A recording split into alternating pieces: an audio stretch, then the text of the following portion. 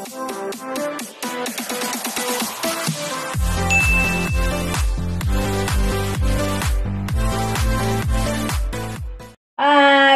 back sa aking channel. Babati muna ako sa inyo mga upay nga utoy nga talan dyan sa Baclayan.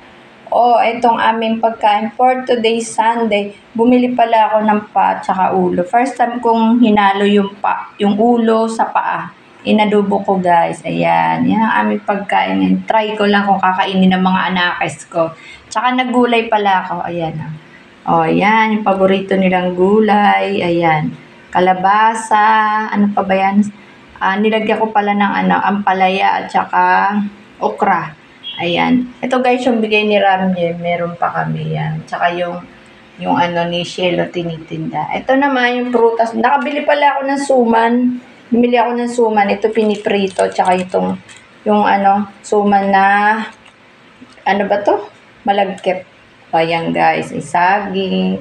Ito yung aming pagkain ngayon Sunday. Dumating na yung mga anakis ko. Sumamba sila. Kaya kakain na kami kasi wala pa silang almusal at tanghalian. Ayan guys. Ayan ang aming pagkain for today. Trinay ko lang yung pa at saka ulo ng manok kung kakainin nila. Siyempre kailangan kakain ka kahit wala. Kahit ano ngayon kakainin mo kasi sa mahal ng bilihin ngayon ng mga pagkain guys.